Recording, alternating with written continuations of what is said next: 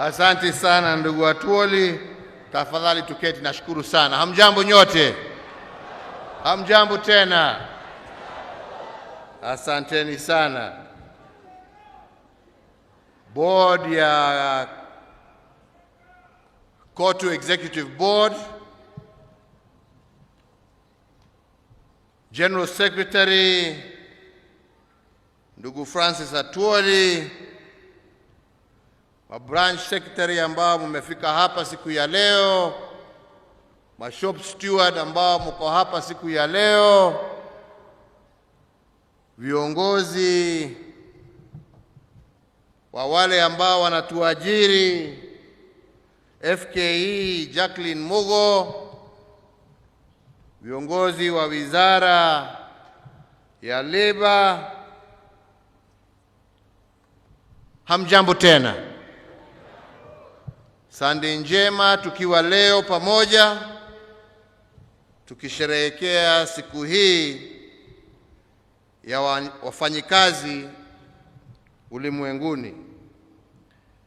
Na nianze kwa kusema ya kwamba I am really very delighted to join the workers of Kenya and indeed the world at large in marking the International Labour Day. On this day, we join workers across the globe in celebrating the dignity of labor, honoring and paying tribute to your resilience, and most importantly, recognizing your critical role in our plans to build back our country stronger and better after the COVID pandemic. As we mark this occasion, we again affirm that our efforts to cushion workers against COVID-19 did offer relief to millions of Kenyan households. Many may recall that at the height of the pandemic, we took necessary action to reduce pay-as-you-earn for the lowest workers in order to avail more income to our workers across the country. We took action to reduce VAT on many of our essential products, amongst many other actions, and all this aimed at trying to ensure that a global pandemic did not impact too negatively on our citizens. And today, I want to begin by thanking Brother Francis Atuoli for acting as a faithful steward and partnering with my administration in promoting the interest of workers. Our workers are the backbone of our economy. You are the backbone of our way of life. And indeed, throughout the COVID-19 disruptions that began in the year 2020, today we celebrate our first face-to-face celebration since the onset of COVID. And we celebrate you, our workers, who have kept the Kenyan flame burning bright. And indeed, for that, as a country, we shall remain forever grateful and indebted to all of you for your genuinity and your support in a very difficult time. Today again, we convene at a unique time in our history, a history of our region and a history of the world.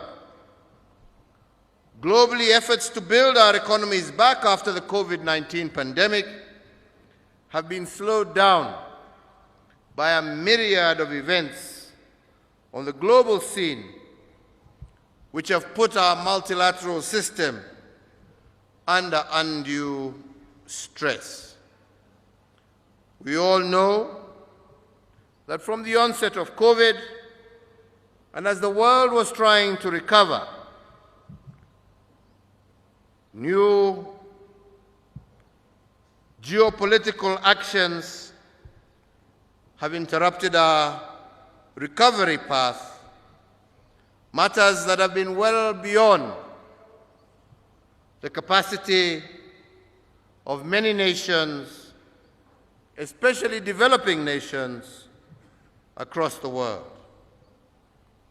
We as Kenya are still a young nation. In fact, as I have said repeatedly, we as Kenya are a work in progress. And like everything else under construction, a nation building is not and can never be an event. It is a process. A process that needs patience, a process that needs perspective, a process that requires sacrifice, a process that requires persistence, but above all, a process that requires and needs positive energy. Great nations across the world are built on positive energy. They are built on hope and affirmation. And you as workers are the embodiment of these pillars. I encourage you to continue powering our development by building and believing and being champions of our Kenyan dream. Leo hii tumekaa hapa, wakati tunaongea nikiangalia huko naona magari ikipita kule juu, barabara za anga. Hii ni kwa sababu ya kazi yenu. Hii ni kwa sababu ya ushujaa wenu. Hii ni kwa sababu ya kuamini ya kwamba nchi yenu inaweza kutimiza mengi, sio kila saa kujilaumu ama kukubali wengine anyway, wacha nisiseme hiyo, mimi nimekuja kuongea mambo mengine.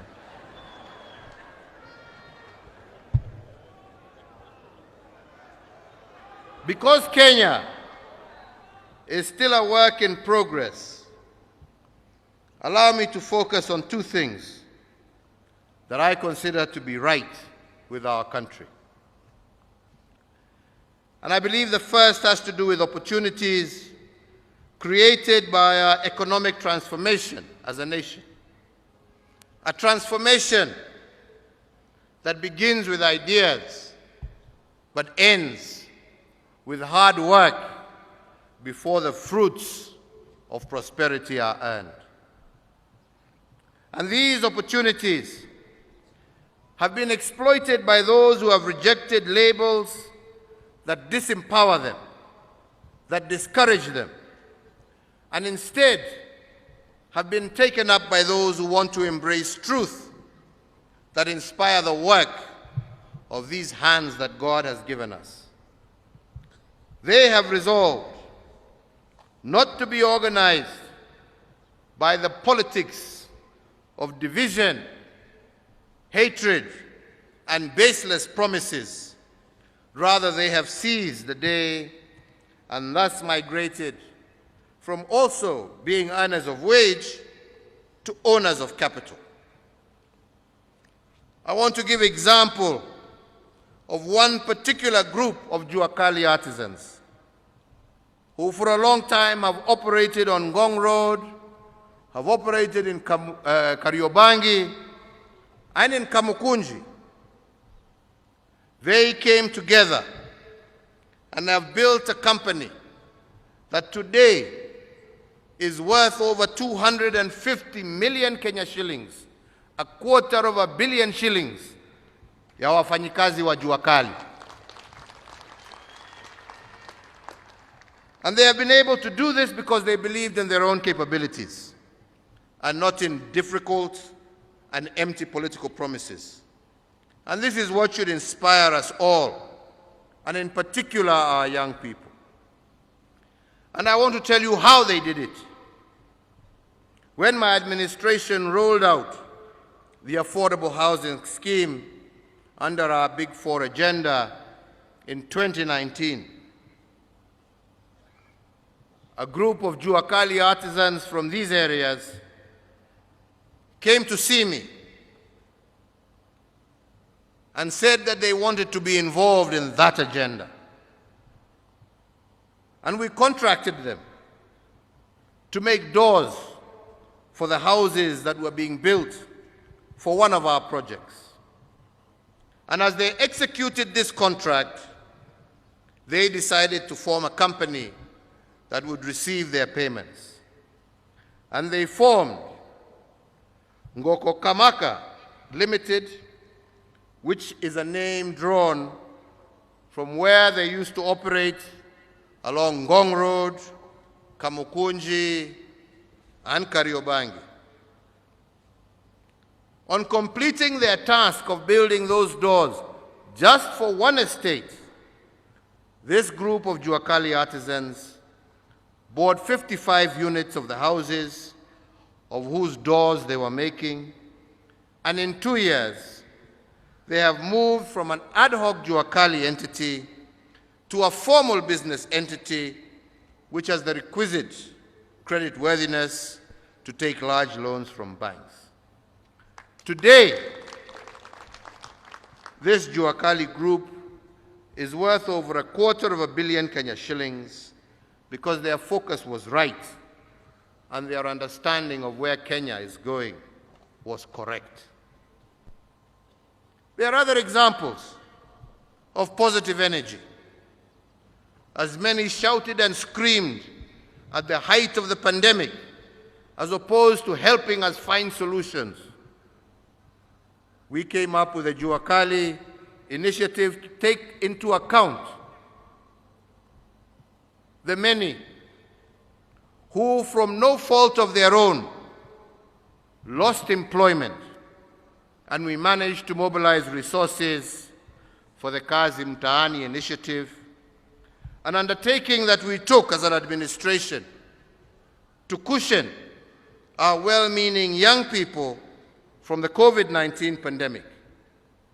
And as a result, across the country, over 500,000 young people managed to benefit, and some still continue to benefit from this initiative.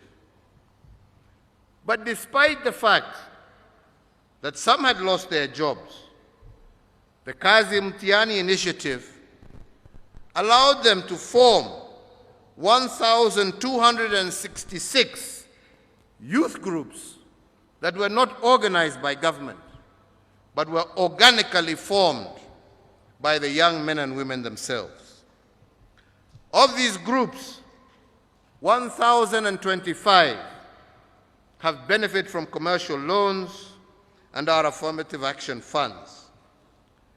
Similarly, they have established since then 2,113 new businesses that did not exist before COVID in agribusiness, in retail and services such as salons and barber shops across the country.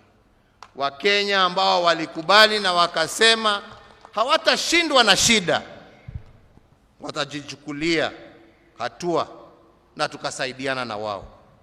Mambo ya kuongea matope na matusi haijengi nchi. Mpende msipende, haijengi nchi.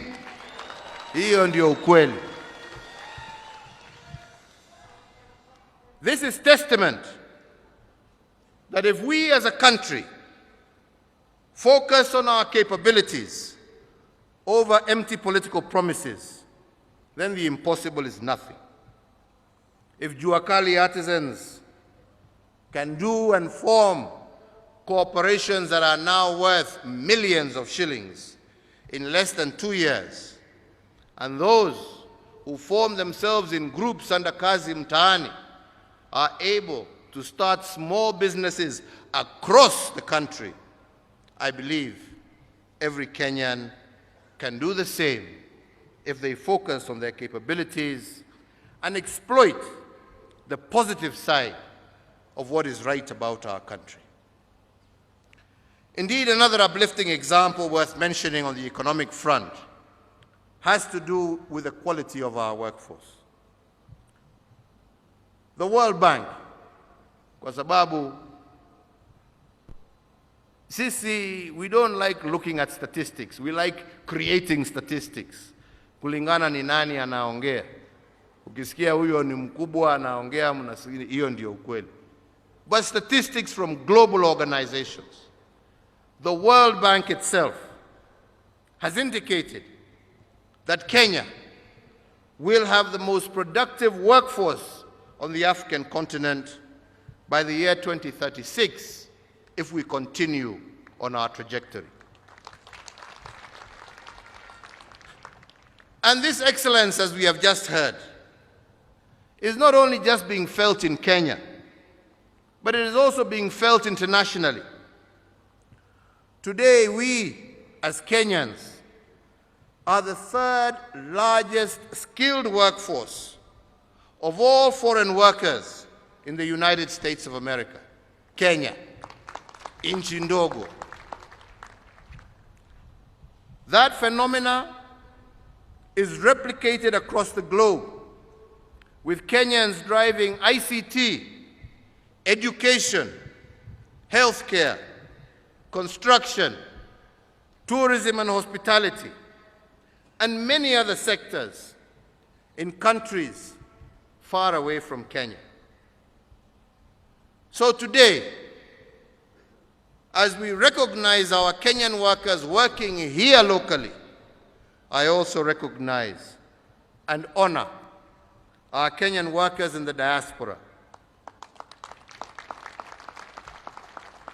Today, ladies and gentlemen, they are one of our biggest resources as a country.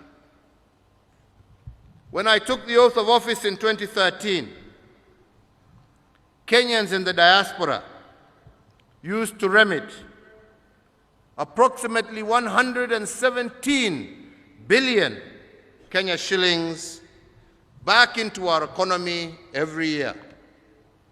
Today, our Kenyan workforce working outside the borders of Kenya remit approximately 375 billion Kenya shillings each year into our country. This colossal contribution has not been created by superheroes. It has been created by ordinary Kenyans, driven by our belief in their capabilities, driven by what is right about our country. Above all, they are experiencing individual prosperity in the countries that they work, but also building a brighter future for their families back home. The second ground for positivity and belief in what is right about Kenya is that while we are faced with challenges, we have laid foundations that we require in order to overcome these challenges. In pondering these challenges, I invite you once again to view them through the lens of what is right about Kenya. There is no question, fellow Kenyans, that the cost of living throughout the globe has shot through the roof as a result, first of COVID-19, and consequently as a result of the conflict that is ongoing in the Ukraine and Russia. But we here in Kenya have taken measures that we consider sustainable. I know people would want more, but we can only do that which is sustainable, that which we can afford, to cushion the vulnerable, including workers and our farmers, especially on the cost of inputs. And today I just want to use the cost of fuel as an example. Many do not know that Kenya is one of the few countries in the world that has cushioned its population against rising prices of fuel. In fact, our fuel price of petrol, diesel, and kerosene is today amongst the lowest in our part of the continent. If we had not protected our consumers against this global increase in fuel prices, our petrol prices would have been approximately Kenya shillings today, 173 shillings per litre for petrol.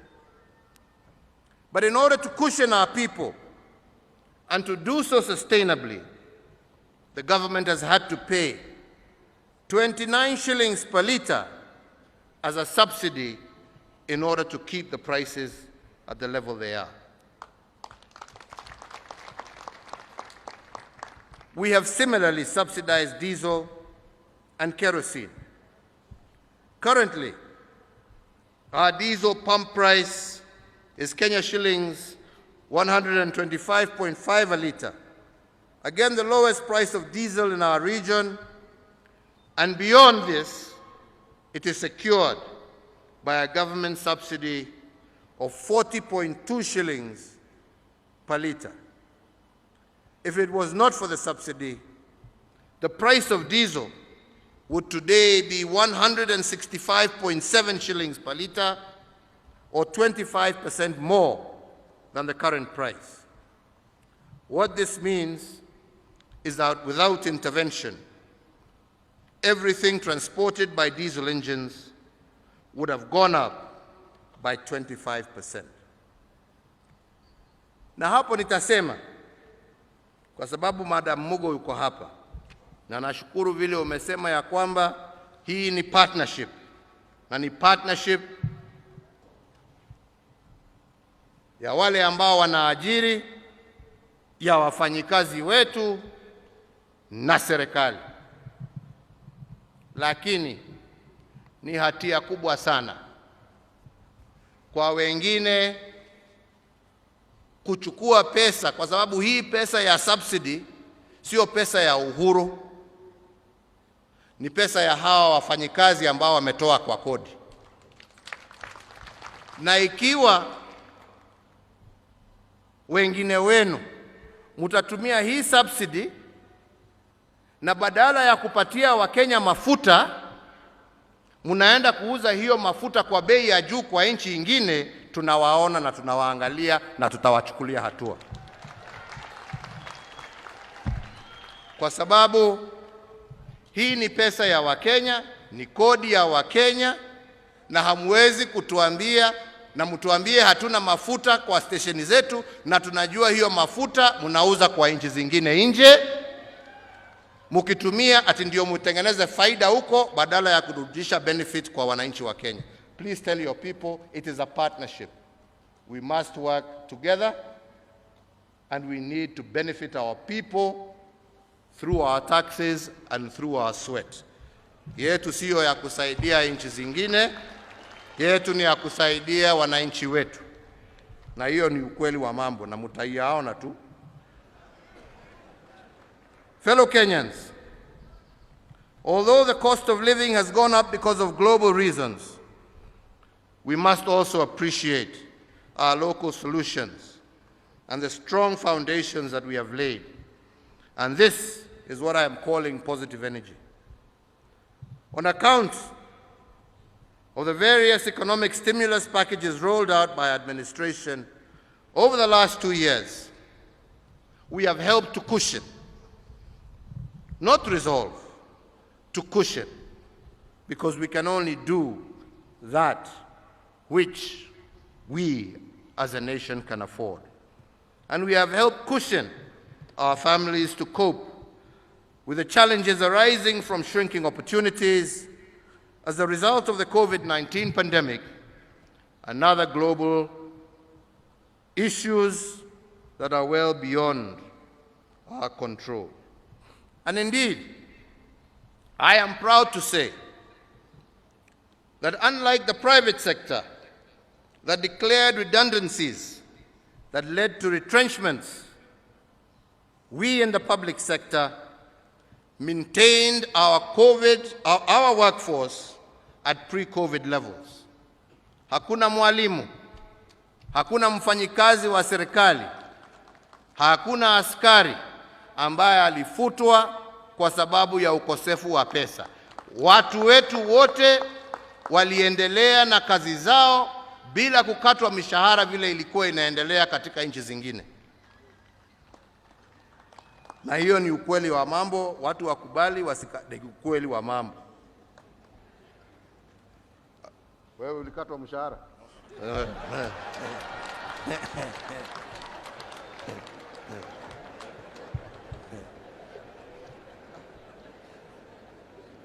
So in that same regard,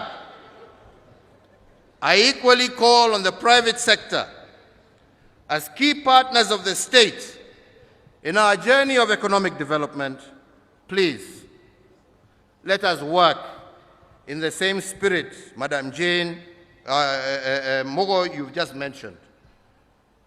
Let us all make readjustments that will secure the elusive balance between profitability on one hand and on the other hand, sustaining the wellness of our labor force. You need them to make your profit. In lean times, let us also sacrifice a portion of our profits to keep our labor force happy.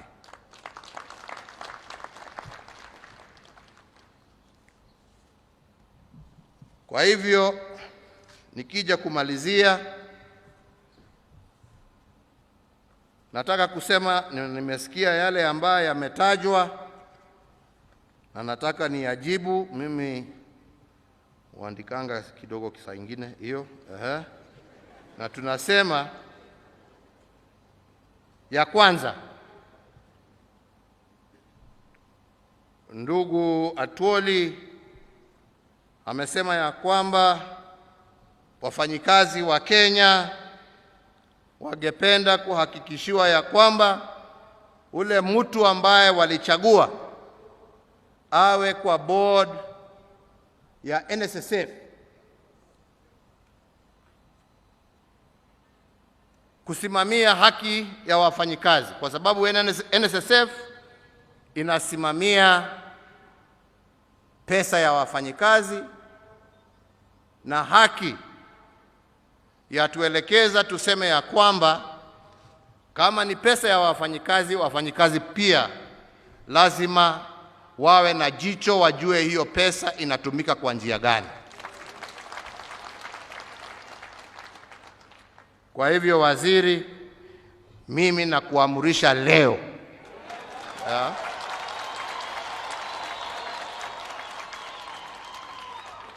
ya kwamba hii sikukuu ndefu ambaye Mwenyezi Mungu ametupatia, ikifika Wednesday, mimi nataka kuona gazette notice ikiweka huyo mtu kwa kazi. Agreed? Na hiyo ni amri, sio maombi. Yake ilikuwa maombi, yangu ni amri. Yeah. Si ni namna hiyo? Ya pili, umesema ya kwamba kwa board ya NHIF, ile sheria ambayo iko imenyima wafanyikazi wa Kenya haki ya kuwa na kiti katika hiyo board. Wajumbe wako ndio hawa, na waona na waangalia. Maina Kamanda namuona chief whip hapo, nawaona wengine. Madam yuko hapa wa Nairobi, dada yuko pale. Hebu simameni muonekane. Haya, ongea na watu yako, hawa ndio watu yako. Sheria ni yao, wakipitisha mimi nitaweka kidole. Si namna hiyo? Kila mtu na kazi yake jameni. Ama ni namna gani? Ya tatu umesema ni mambo kuhusu SRC. Tuoli my friend. Sasa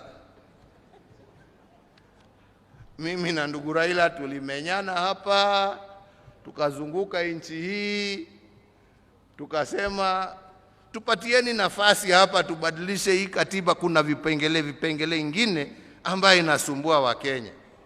Nyinyi wenyewe mumeangalia, sisi tumetoa jasho tukitafuta, wengine wamesema hawataki. Nyinyi mtajibu hiyo kwa uchaguzi ambaye inakuja.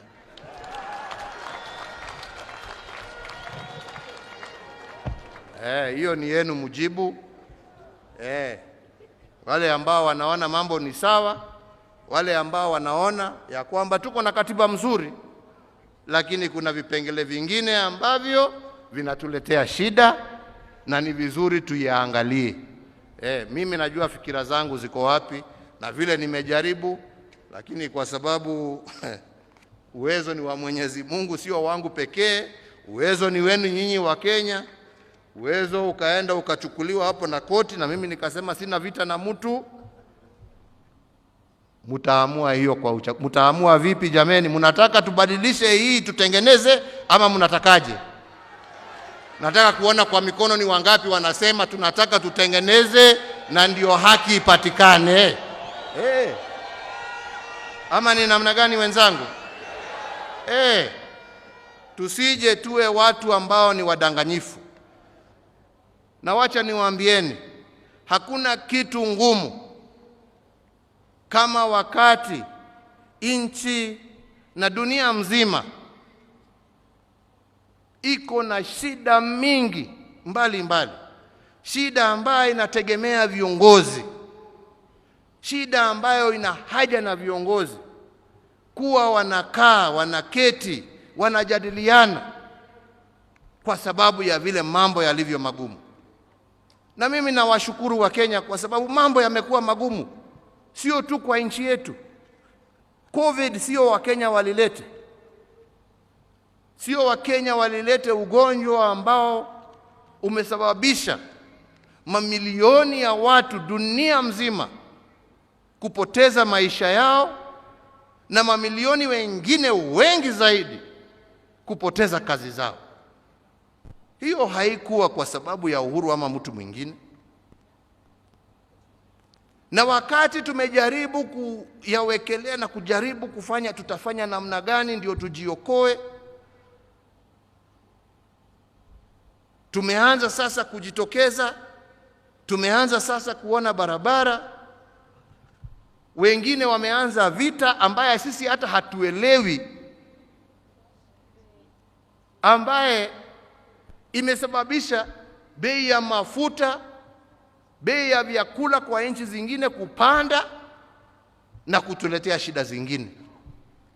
Na badala ya viongozi kuwa wanaketi kusema tutasuluhisha namna gani, jameni, tutasaidiana namna gani, wengine wanaenda huko kuinsight wananchi. Angalia hii bei imepanda, uliza Uhuru. Yaani mimi Uhuru niko Ukraine, mimi ninafanya nini huko? Jameni.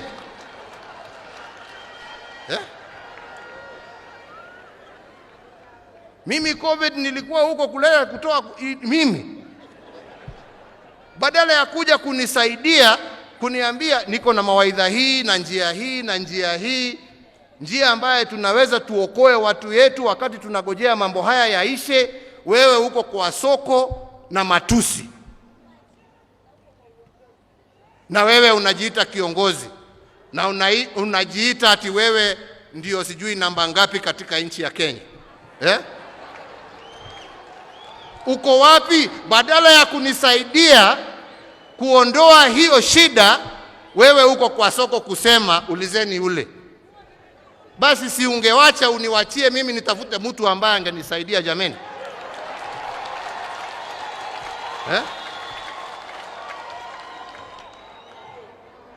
Tuambiane ukweli jameni. Mimi wakati unafika lazima watu waambiane ukweli. Wewe unajua hii shida sio ya mtu. Hii ni shida ya uko wapi wakati mimi nakuhitaji? Na ndio mimi nashukuru huyo mzee. Huyo mzee at least hata kama alikuwa na mambo yake alikuja kunisaidia. Na hiyo ndio ukweli wa mambo. Na alijua hii sio shida ya mtu, ni shida ya nchi, ni shida ya ulimwengu. Tutasaidiana njia gani ndio tuokoe wananchi wetu? Matusi ndio nawaambia. And empty promises take you nowhere. But hard work, the labor of your hands. Na hiyo ndio Mwenyezi Mungu alitufundisha, na hapo ndipo tulipo. Kwa hivyo Wakenya wenzangu,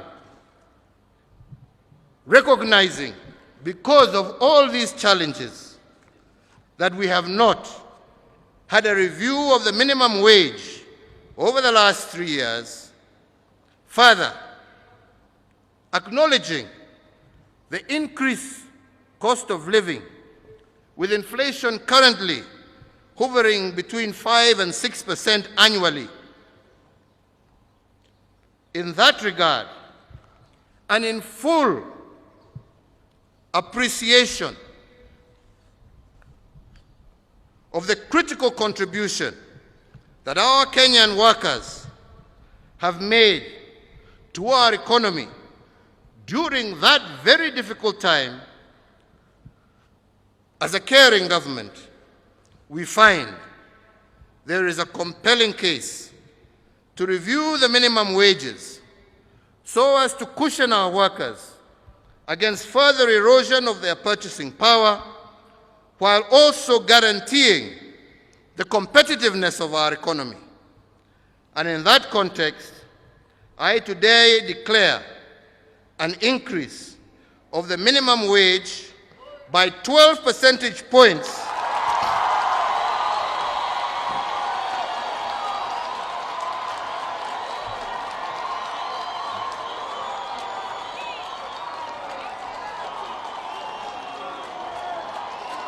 with effect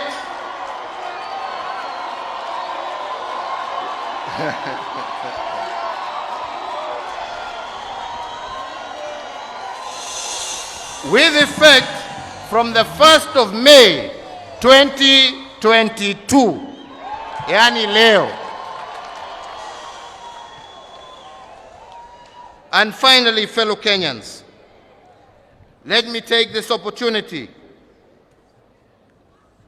to thank our ministry, to thank KOTU and our stakeholders, and at the same time, congratulate the Honorable Gilbert Hugbo, former Prime Minister of Togo, on being elected the first African Director General of the International Labour Organization. Through our ministries of labor, foreign affairs, and through our organization, KOTU, Kenya was at the forefront in lobbying for this appointment, and it is indeed my earnest desire that he will work towards placing our African labor movements on the global map. I wish you all, viongozi mukirudi, kwa wafanyikazi wenzenu, muambie a happy Labor Day.